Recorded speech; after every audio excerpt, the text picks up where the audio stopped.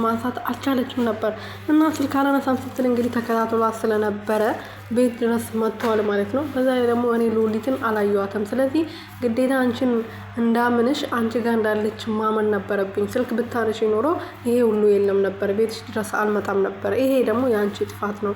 ደግሞ ሉሊትን እዚህ እንዳለች ሳላያት እንዴት ላምናት ትችላለሁ? ስለዚህ ማየት ነበረብኝና መጣው ብሎ ነበረ እና ዳዊት ሉሊት በሩን ከከፈተች በኋላ ዳዊትና ሮዛ ነበረ በሩ ጋር ሄዶ ማነክ ብሎ ሲጠይቁት አይ ቤት ተሳትቼ ነው፣ ባልተሳሳት ኖሮ እናንተ ሰዎች አዲስ አትሆንብኝም ነበር ብሎ አስቀይሰው ነበረ ውጪ ወጥቶ ሮዛ ሲጠብቃት የነበረው። ሮዛ እንግዲህ ወደ ውጪ ወጣ ስታናግረው ነበርና ሰውየው ለምን እስከዛሬ ድረስ እንዳላገባ፣ ለምን ልጅ እንደሌለው፣ ሉሊትን ለምን በልጅነት እንደምፈልጋት ስትጠይቀው እንግዲህ እዛ ውጭ ሀገር አንድ ሴት አግብቶ ነበርና በሷ ጥፋት ከተለያዩ ሁሉም ነገር አበቃ።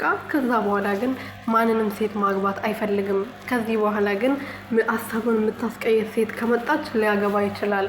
ያቺ ሴት ደግሞ አሁን ፊት ለፊቴ ቆማለች ብሎ ሲናገር ሉሊት እንግዲህ በጣም ነበር ደስ ያላት። ምክንያቱም ባለሀብት ስለሆነ ትልቅ ሰው ስለሆነ እሷ ሀብት ፈልጋ ነው እንግዲህ ሁሉ ነገር እያደረገች ያለችው። ባሏ ላይ ግፍ እየሰራች ያለችው ለሀብት ብላ ነው። ባንቴሪዮን ትታ እሱን ያገባችው ለሀብት ብላ ነው። ስለዚህ ይሄ ሰውዬ ማውን እፈልግሻለሁ ቢላት በትክክል እሺ ትለዋለች ማለት ነው። እና ለሰውዬው ተናግሮ ማን ነበር ሞገስ የሚባለው ሰውዬ ለአለቃው ደውሎ እየተናገረ ነበርና ዋናው አሳ ተጠምዳለች። ስለዚህ ሉሊትን ለማጥመድ ደግሞ ዋናዎቺ መጠመድ አለባት፣ እሷ ደግሞ በቀላሉ ነው የምትጠመደው ብሎ ለአለቃው ሲናገር ነበርና ሉሊትን ደግሞ ሲያያት አንቺ በጣም ቆንጂዬ ነሽ፣ እንኳን አለቃዬ እንኳን እኔን የሀገሩ ሰው ሁሉ ቢያሰልፍልሽ ይገባሻል ብሎ ሲያደንቃት ነበረ። ምን ማለት ነው ብላ ስትጠይቅ ነበረ ዳዊትና ሮዛ የመጡበት። ባንቴሪዮ ዛሬም እንግዲህ ተመልሰው ሮዛ ያለችበት ቦታ መጥተዋል። በቀን የሰጠውሽ ቀን እያለቀ ነው፣ ምንም እየተጠቀምሽበት አይደለም፣ ስለዚህ ተጠቀሚበት። አሁን ሮዛን ሉሊትና ዳዊት አንድ ላይ እንድትሆኑ እናድርግና ከዛ በኋላ ፍርድ ቤት ሄደሽ ንብረትሽን ለመካፈል ይጠቅምሻል። ስለዚህ ከሉሊት ጋር እናስተኛው ዳዊትን ብሎ ሲመካከሩ ነበረ። እኔ እንደዚህ ያላረግም ብላት ነበረ የመለሰችው። አሱን አትወጂውም፣ ንብረት ፈልገሽ ነው መጀመሪያ እሱን ያገባሽው፣ ስለዚህ ይሄ ማድረግ ለአንቺ ምንም አይደለም ብሎት ነበር ሲያናግራት የነበረው።